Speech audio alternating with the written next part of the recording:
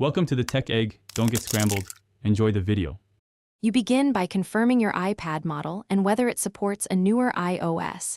This prevents wasted downloads.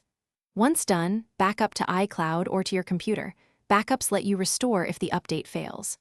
Make sure the iPad has enough battery or keep it plugged in, and clear at least a few gigabytes of space so the installer can unpack. Now open Settings, go to General, and tap Software Update. This starts the download process. You'll watch the download bar, and patience matters because big updates can take 20–60 minutes. If the download stalls, toggle Wi-Fi or briefly restart the iPad. Connectivity interruptions are the most common cause of failure. Once downloaded, tap Install. The device will prepare and restart. This can happen several times. If the update won't apply on the iPad, connect to a Mac or PC and install via Finder or iTunes. That often succeeds when over-the-air updates fail. Once installation finishes, confirm the new iOS version in Settings and let apps update. Compatibility hiccups are normal immediately after an OS change.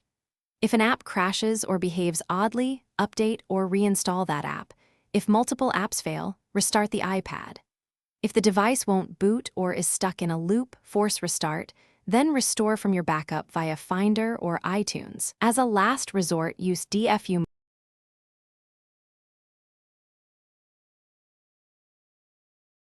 Thanks for watching. Consider subscribing if I helped unscramble your problems.